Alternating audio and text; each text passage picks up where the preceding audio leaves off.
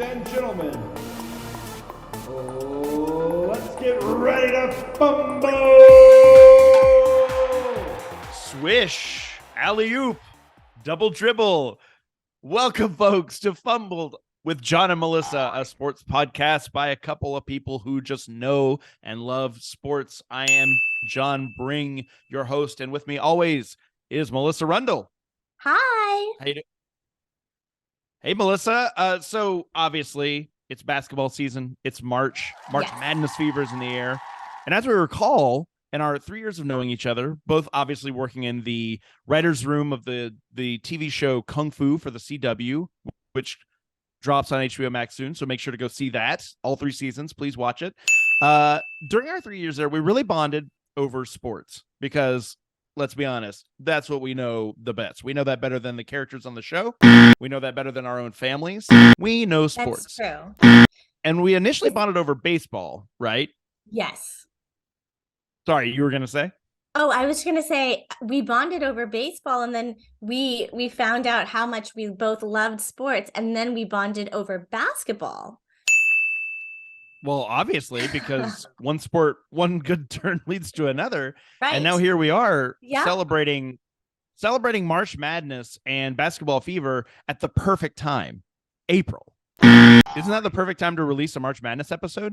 It really is. I mean, because then it's like we have felt the full effect of the madness of March. Yeah. So obviously, your background in basketball, you're Canadian. The Canada is the home of basketball, the originator of basketball, which is amazing. That's right. Canada actually, a Canadian physical education professor actually invented basketball, and I think his name was Nyeth or something like that. First, he wanted to call it Nyeth basketball, a Nyeth ball, and everyone was like, no, nobody would play that game. And then someone was like, why don't you just call it basketball? Because there's a basket and a ball. And then cooler heads prevailed, and obviously that became iconic. But I do like Nyeth. He's cool. Yeah, and also, I just remembered now because we had to learn this in Canadian history. Is he was actually very integral in bringing basketball to colleges. So I think he actually taught it was either like University of Kentucky or Kansas, one of like the K flyover states, and he brought the game there, and then it just spread. So whoa. Yeah. Well, what a gift. What a gift that he gave us. And that's led us to today. It's a multi-billion-dollar industry, and we all have the madness. We all have the basketball fever. So on that, let's talk headlines. Let's talk about what's been going on. And just to say it, we have a producer who's helping us with the show, and he finds these headlines for us. He doesn't want to burden us with having to look everything up. And we already know so much about sports anyway. These are all new to us. These are fresh to us. This is the first time we're seeing what these headlines are. So we're giving you our pure, knee-jerk, unadulterated reactions to this. So just so you know, we're coming into these fresh, and we're just going to give you our sports knowledge off the cuff. Right, Melissa? Yes, we know. We already know the sports news. Yeah. So here's our first headline. Number 16 seed Fairleigh Dickinson defeats number 1 seed Purdue in historic March Madness upset. Wow. Seeds, Melissa. Seeds. Okay. So this is a farming. They were farming, obviously. Right. Right. Because just like soccer, all you need is a ball and like a court. So I feel in rural communities, basketball is going to be really popular. It's not like hockey or skiing where you need a lot of expensive gear. So number 16 seed, Fairleigh Dickinson, he defeated seed Purdue. Like Sonny Purdue? Isn't that like a former, I believe, a former governor of Georgia? Or something, I think. So number 1 seed. So the seeds are, to my knowledge, to my expert knowledge, just to explain it. So I think when you're picking the brackets for March Madness, the seeds are like your levels. Like if you're level 16, you're kind of shitty. If you're Right. number 1, you a badass. So Yes. apparently Sonny Purdue was the number 1 seed of this game. Mm-hmm. And it's a historic because number 16 seed, which is the bottom, because I think there's 16 teams. There are 16 teams, and so it's the bottom of the barrel. So this is like a true Cinderella story. That's a new take. Cinderella story. Number 16 coming in and taking out the number 1. What do you think about that? This true underdog story. I love a true underdog story. So good for you, Fairleigh Dickinson. Enjoy your seeds. Okay. Fairleigh Dickinson, spread your seed now that you've beaten Ew. Purdue. Good job. Oh, Good job. man. Next. Okay. Caitlin Clark's historic triple-double sends Iowa to the Final Four. Oh, okay. The Final We Four. talked about. Mm-hmm. Ooh, Final Four is the final match for all the March Madness tournaments that are happening. And then after all the teams, there's 4 left, and Iowa is in it now, thanks to Caitlin Clark. And we talked about triple doubles last episode, as did. everybody remembers. And we talked about how basically the farther you get away from the hoop, the more points you can get. Yes. I believe it was somebody, I believe the Eastern European guy. Yeah, the Yes. Doncic guy Yes. threw a basketball from Europe all the way to America to get 60 points in a triple double. So where do you think Caitlin Clark was for her triple double? Well, Iowa is famous for what, potatoes? So maybe she threw it. That would be Idaho, but yes. Mm-hmm. Oh, Iowa's famous for corn. Yes. She threw it from a cornfield. She threw it from a cornfield. She took a bunch of corn, fashioned it into a ball, and then threw that ball into the net. And when it hit the ground, it turned into popcorn, and the whole audience cheered. I love that. That's why it's so historic. Is because how many times have you seen a basketball made of corn explode into popcorn?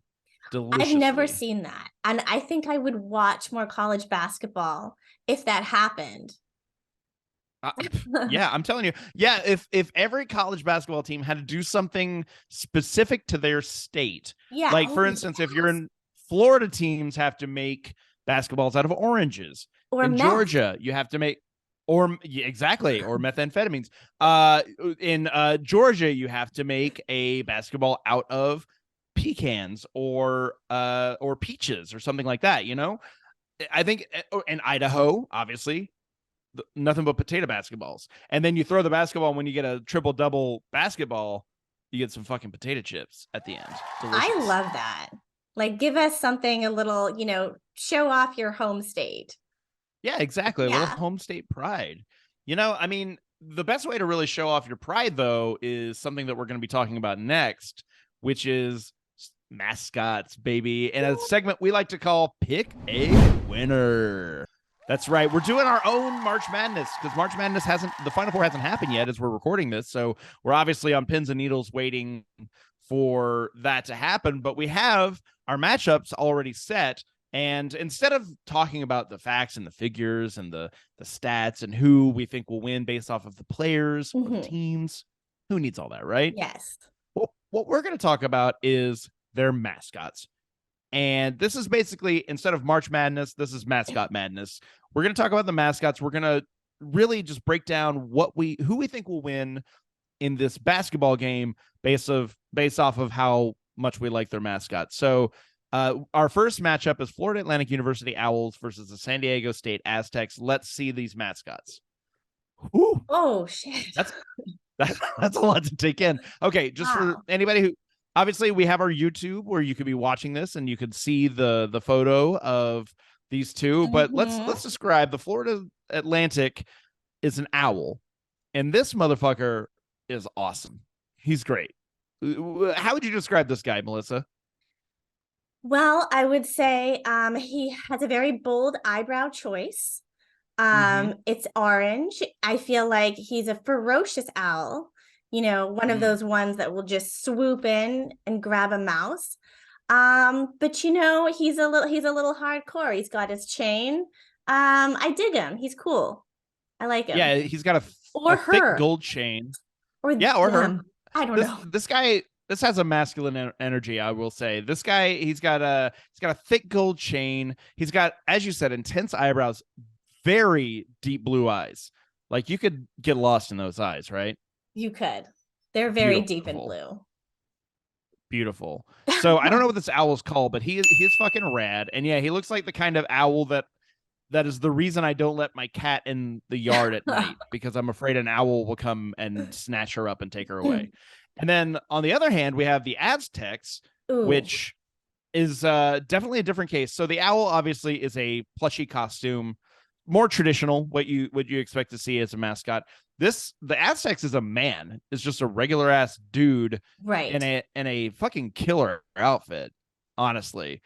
Obviously an Aztec inspired outfit, got a feather headdress with a skull on it. He's carrying a shield and a conch shell.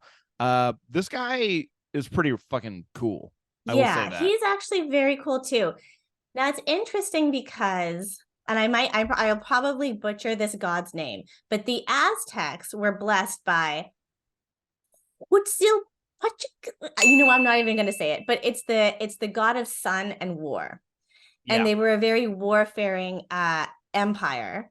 And I actually feel like they were a bit psychopathic. They did beheadings, they did um, bloodletting ceremonies, they did skinning ceremonies.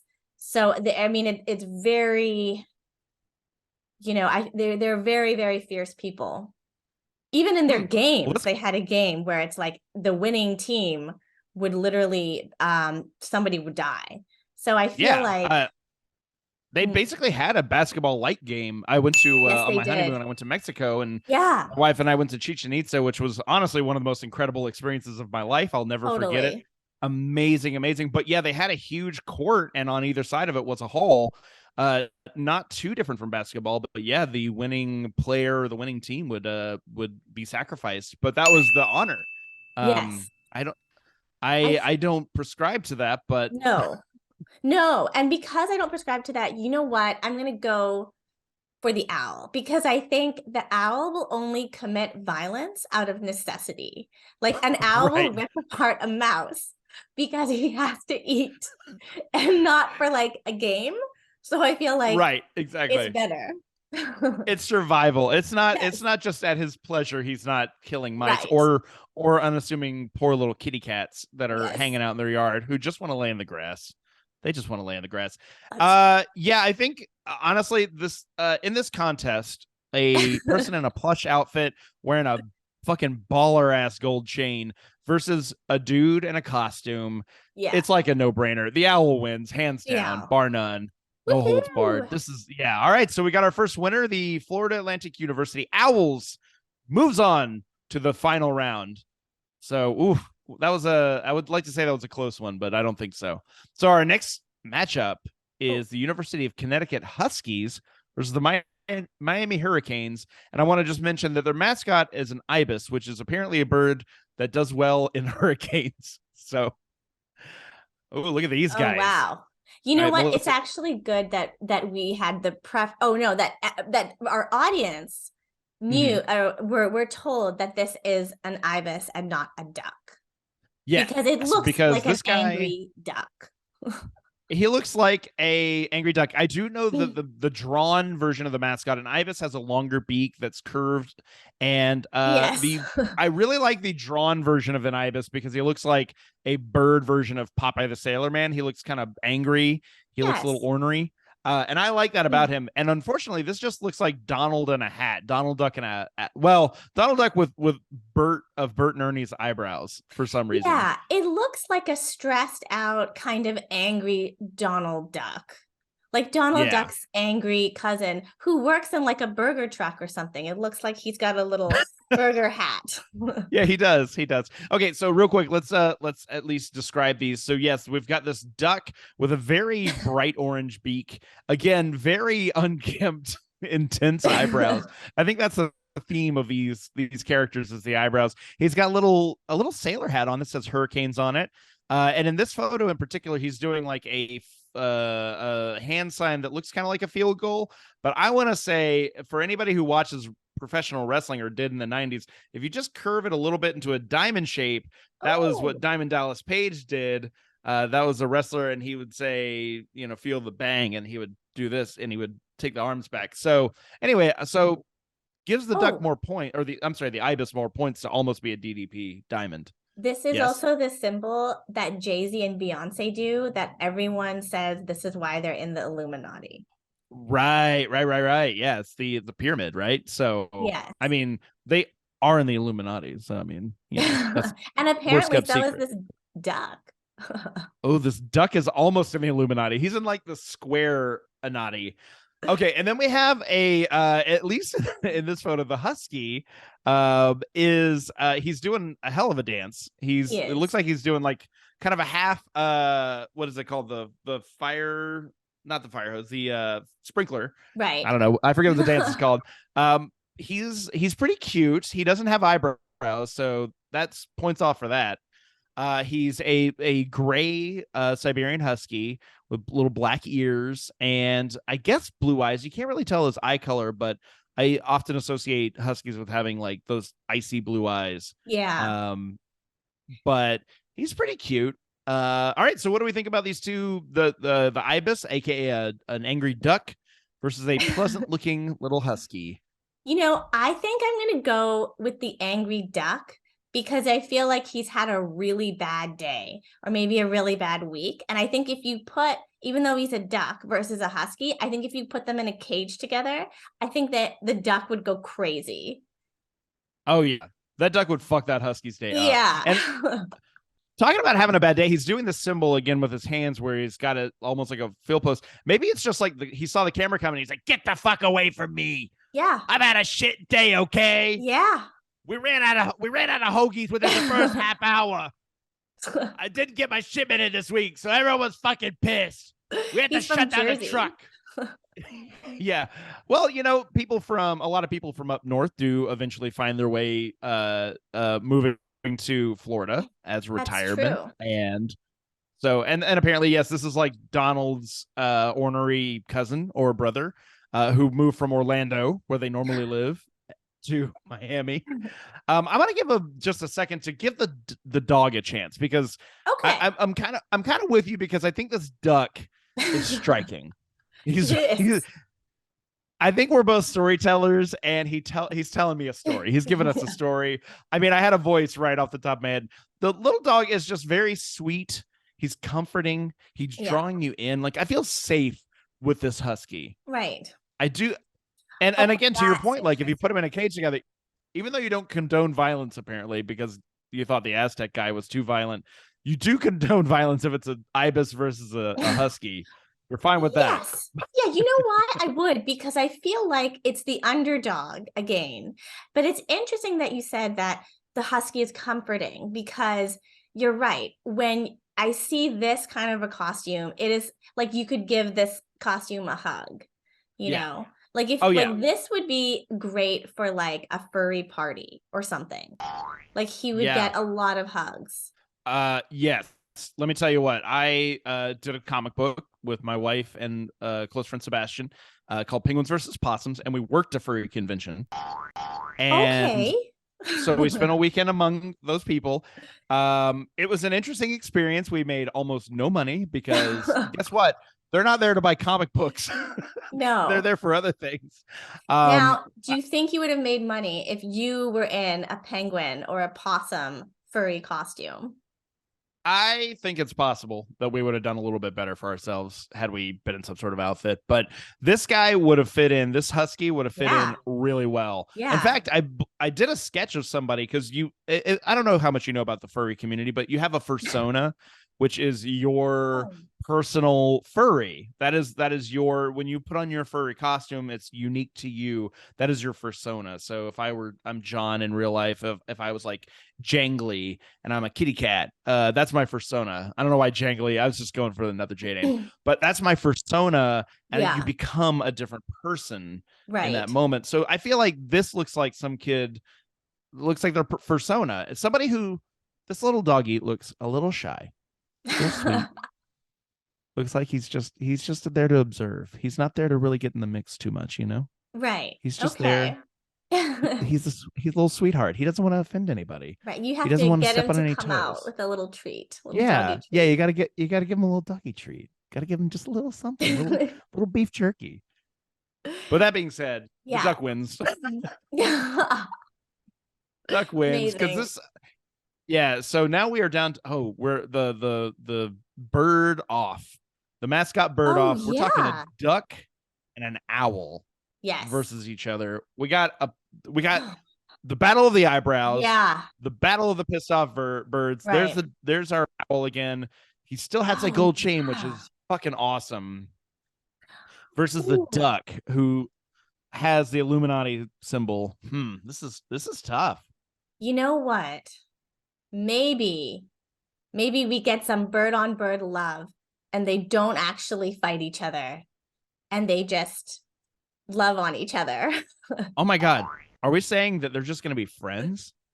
No, I'm saying that maybe they become more than friends. Oh. But I would now actually you're definitely say, getting into furry territory. Yeah, I mean, you inspired me. But I would say that the owl would be a top, and then the angry duck would be a bottom. A power bottom, perhaps? A power bottom, yeah, because he thrusts back. Yeah. I think you're spot on. I think that your analysis of this is 100% correct. I think that we have no winner. It's a draw. It's a draw, but you know who wins? We all win because love wins. You know? Love wins. And you know what? We have the husky in the corner, just like watching. Yeah. He's like, can I watch from the side? And they're like, sure. This is getting really strange very quickly, but I do think that, like, in if we're not talking fight, if we're just talking like who we like better, I could probably make my choices, but who I like best is all as the two of them together hanging out holding hands. Well, the duck has hands, the owl has wings.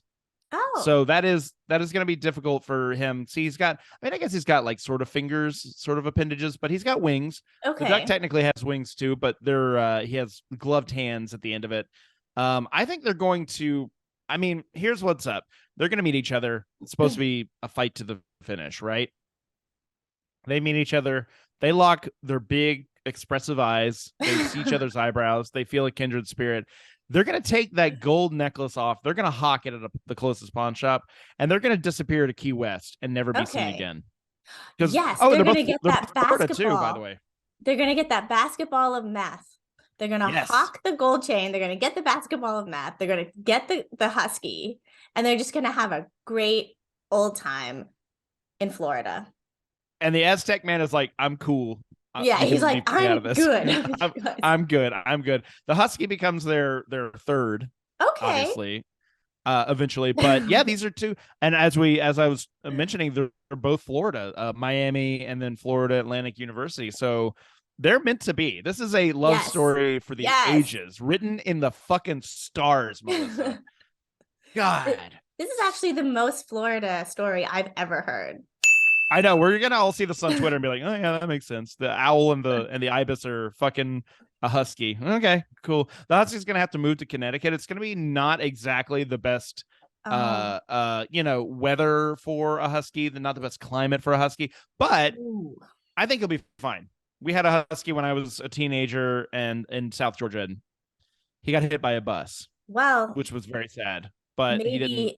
The quality of the basketball is so good that the owls, they have a little problem with the husky, and they got to send the husky to a farm upstate. Something happens. No. Yeah. Oh no, not a He's farm gotta upstate. Okay. But really, just their third is in a hole in the backyard, buried. Okay. Do you think that by that time, the Husky will have been emboldened enough to insert himself more into the relationship, find his voice, find his persona a little bit more? Or do you think he stays the sub uh Well, you know subjugate what? of The the one, two? okay. Well, the husky can lick, right?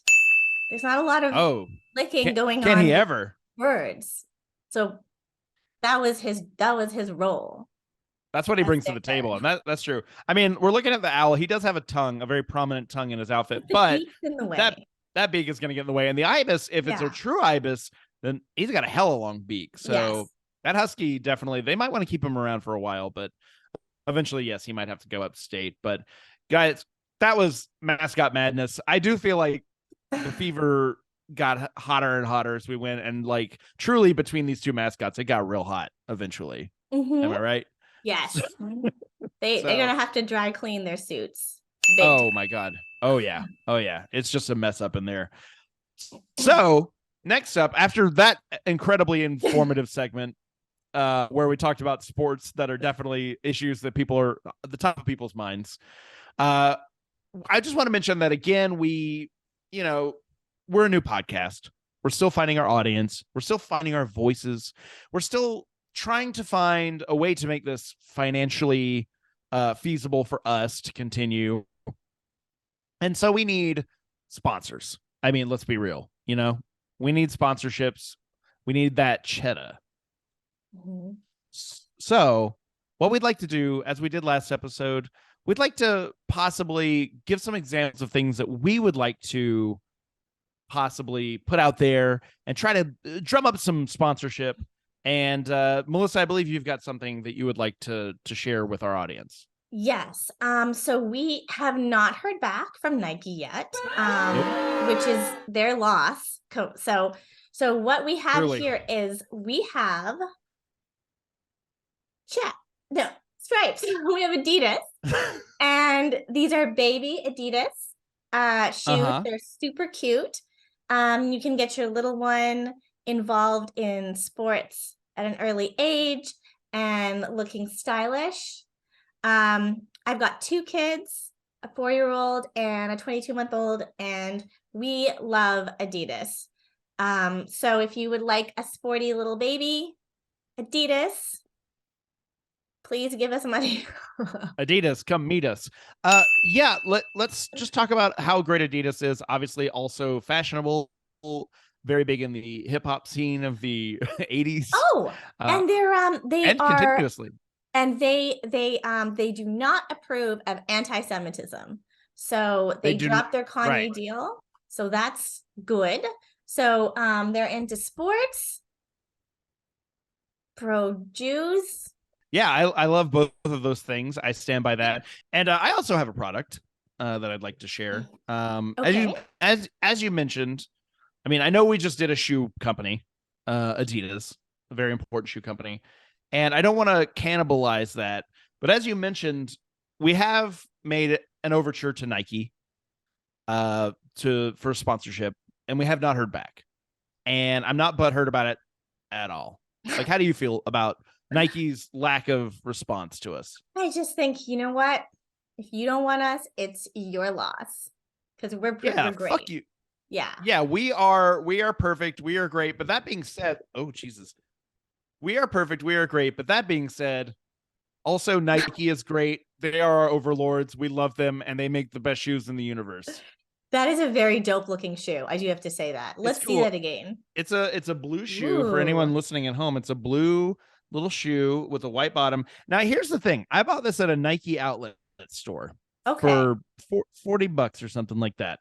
Bought this because I like the color. I like a lot of color on my feet. And let's just say it, Nike's got a lot of products with good colors in them. Man, oh man, so many choices, so many great Nike shoes out there. But I bought these, I put them on, and then they have these little cleats at the bottom. Realized these are shoes for golfing. These are not just tennies. These are golf shoes. Probably why they were on sale for $40. Again, I picked them for the color, and I was disturbed when I realized why there were a bunch of little spikes on the bottom. But that being said, Nike isn't just Nike Air. Nike isn't just for basketball. Nike's for golf, football, soccer, any kind of shoe that you need. Even if you need shoes for non-sports, they also make those. I think they make walking shoes, And they running make shoes. flippers too for swimming. They make flippers for swimming. Oh my God, Nike is the greatest of all time. They're the best. Swish, swoosh, swoosh, all of the above. And we're, what is an episode of this show without some questions and answers? We got questions. We got answers. Let's see it. You take the first one, Melissa. What's a full court press? Okay. So it does not have anything to do with hair. No. No, it does have to do with basketball. And I believe it's at the end of the game when the players and the coach do interviews with the press and they answer questions. Wow. Yeah. Yeah, that is a full court press, like a royal court almost, Yes. Every member of the basketball team can sit there. And I'm going to add to that. I think that also, obviously, after a game of basketball, the team is hungry. Everybody working at the stadium is hungry. I think they wheel out a bunch of panini makers onto the court, and they just fill that court up with panini makers, and then they press a whole bunch of sandwiches, and everyone enjoys a delicious panini while answering questions for the press corps. I love it takes that. a long time. Oh hell yeah! What would you order? What would be your full court panini press? Oh, well, actually, I would smell the panini. Okay. Because I try not to eat carbs or cheese. Yeah, me too. So yeah, I just smell delicious things, but I don't eat them. It's not problematic at all. But yeah, so I would, oh, you know what? If I'm making a panini to smell, I really, even though I'm vegetarian, I love the smell of cooked meat. So I would put some meat in there and just smell the shit out of it. Yeah. No further questions about your eating habits. That makes perfect sense. Well, if you're in for smells, a panini is gonna get you pretty good because paninis smell delicious when they're being grilled. So, personally, I would do a Cubano sandwich. Nothing better, and you would probably smell. I bet it smells delicious. A buttery roll with some Swiss cheese and some mustard, some ham, some more pork. Delicious. All right, so now I'm starving. And it's almost lunchtime.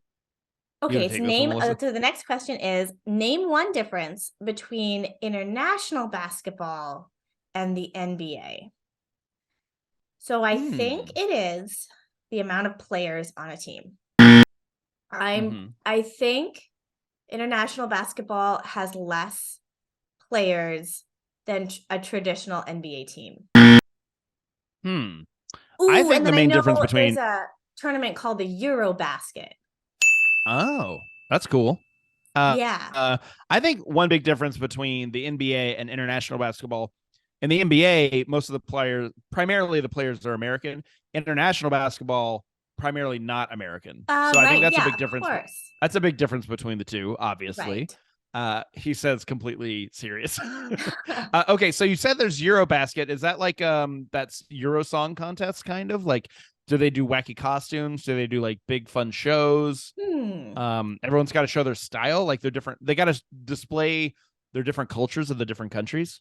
Oh, maybe that could be cool. I also think that probably the food and the coffee for international basketball or Eurobasket is going to be better than the NBA. Yeah. And everybody, especially if it's like international, like French basketball, for instance. Oh, yes. Everyone's smoking. Everyone's smoking in the whole place. I love it. It's a very smoky situation. In England, everyone's drunk. In Ireland, everyone's drunk. Like everyone's got a pint. You get a pint at the door.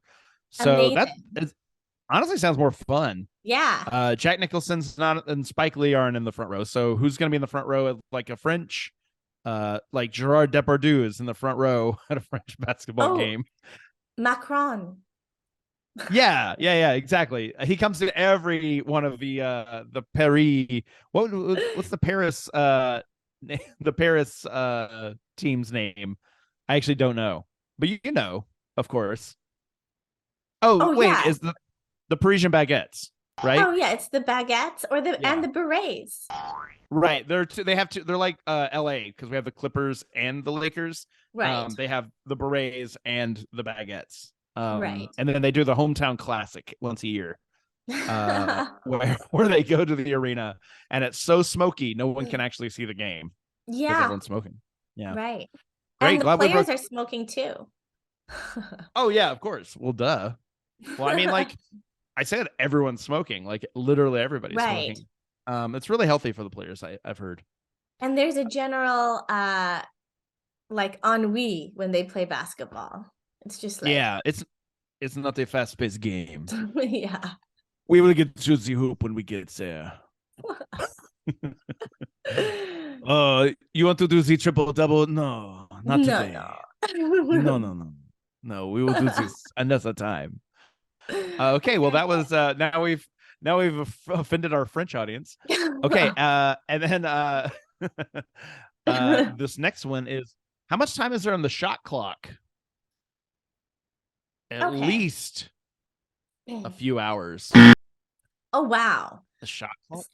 So I think a shot clock is when a foul is committed, or either a foul has been committed or a foul has ended, and then you have a certain amount of the other team has a certain amount of time to get a basket. Right. So they can't just like sit there like the French and no, I don't take a drag and be like, I do not know if I want to throw this ball. Wait, I know that it has the number 3. So it's either 30 seconds or 3 minutes or 3 something. I think there's a 3 involved with a shot clock.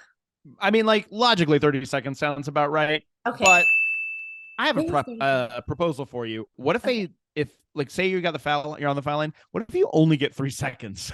That would make it real exciting. Throw it. Yeah, you don't have time to prep to get ready. You just gotta chuck that bitch. Oh So my God. I think that would be great. I think we need to change the shot clock. Who do we talk to? It would be like a Hail Mary pass, but in basketball. Yeah. And in that version, you should be able to stand wherever you want on the court. You know. Yes. That way you're not just in the one boring old place. You can stand on the other end. And that way, if you just throw it as far as you can, it'd just be much more exciting. Yeah, I think we've got a lot of great ideas. We a lot do. Of good ideas here. Our next question is, what is charging?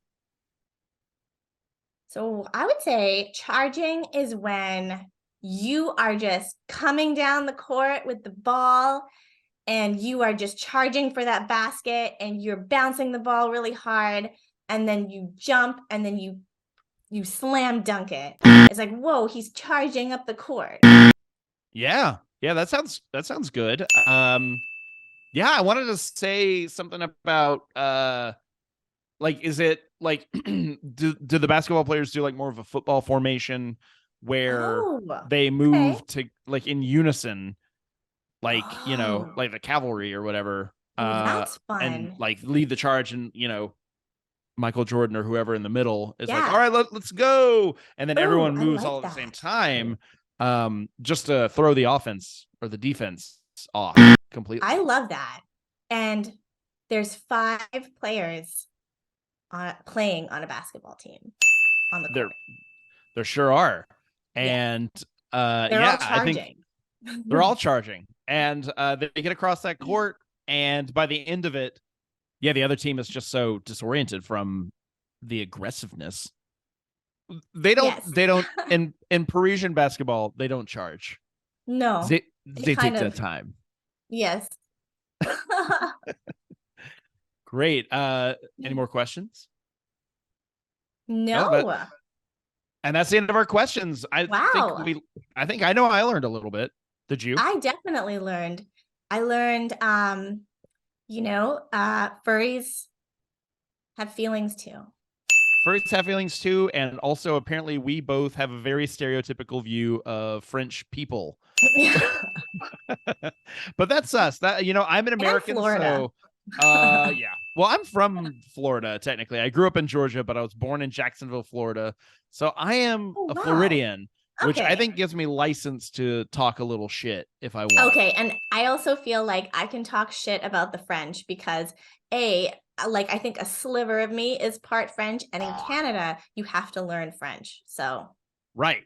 You're basically, you're like basically French. yeah, Even though you're from the side of Canada that's less French, you that's still have a true. little bit of French in there. So yeah, I think that you have the license to talk shit about French people. I have the license to talk shit about Floridians. But look, I'm going to be thinking about a beautiful love story between two mascot animals going off to Key West and living their life. That Yes. sounds great. That sounds like really the story that we all want to hear in these tough times. But thank you again, Melissa. That was such a blast. I'm so glad we got a chance to do that and to really just enlighten people about April Madness, because people need to know more about basketball. It's over now, but I'm glad we could share our little opinions with the world. Yes. And Nike, if you're listening, please contact us. And also, we dedicate this episode to the memory of the Husky who had to go upstate. Nice. Just go to youtube.com. Our handle is @FumbledPodcast, where you can watch video versions of this podcast. And if you are watching the video version, then go check us out on Spotify and on iTunes. Not iTunes, on Apple Podcasts, where you can listen to the extended version of this podcast and get all the gritty details. Don't miss a thing. I don't want to miss a thing, much like Aerosmith in the Armageddon soundtrack. And don't miss us next time as we're back, Fumbled with John and Melissa. Melissa, thanks again. What a blast. Thank you so much. Thanks, guys. And we'll see you next time on Fumble.